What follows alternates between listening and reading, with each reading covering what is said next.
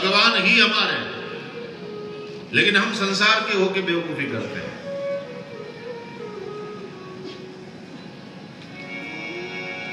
मजा यह है कि जब संसार के हो जाओगे तो संसार तुमको चूस लेगा, और जब निकम्मे हो जाओगे ठुकरा देगा।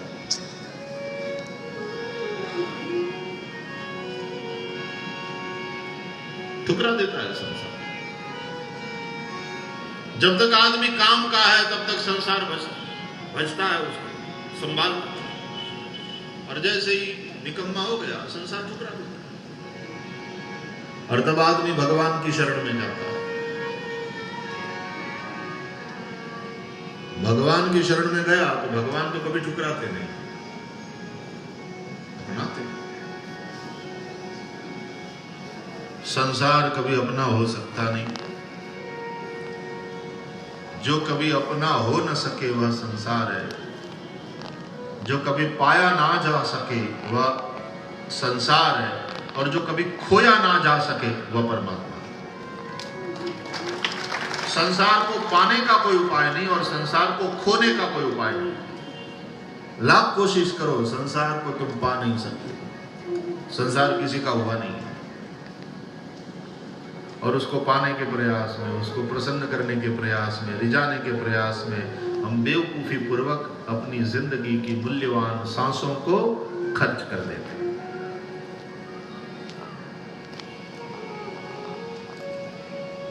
जो खोया ना जा सके वही परमात्मा, वह सर्वव्यापक है, सर्वदा है, उसको खोने का कोई उपाय नहीं।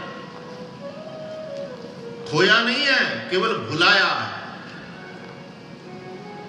परमात्मा को हमने खोया नहीं है, खोया नहीं जा सकता, हमने भुलाया, विस्मृत किया। भागवत में पुरंजनोपाख्यान है, उसमें यही है कि पुरंजन अविज्ञात अपने मित्र को भूल जाता है। वो सदा सदा के लिए उसका है अविज्ञात। पुरंजन की कथा सुनना भागवत में। पुरम जनयति पुरंजन, पुर कहते हैं शरीर को, जिसको पैदा करता है वह पुरंजन। नया नया नया शरीर, नया नया नया नया जन्म, और भगवान को भूल गया है, वह अविज्ञात।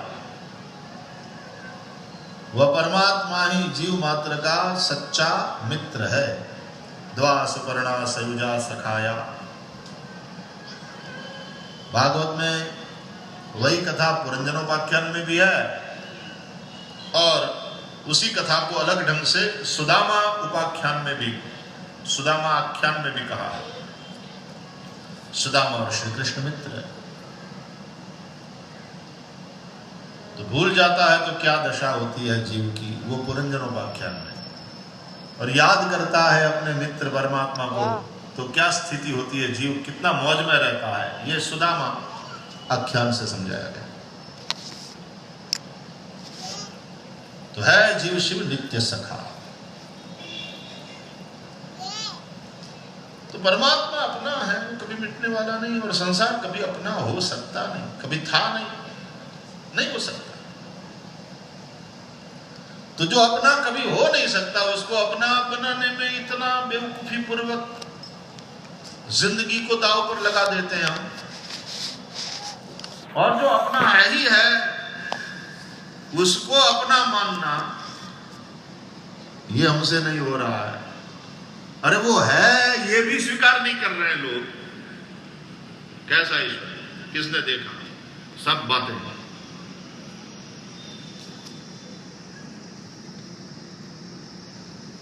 कन्या के सामने एक दिन एक लड़के को लाया गया, दिखाया गया, और फिर कहा गया कि भाई इसके साथ तेरी शादी नक्की हुई है और ये तेरा पति।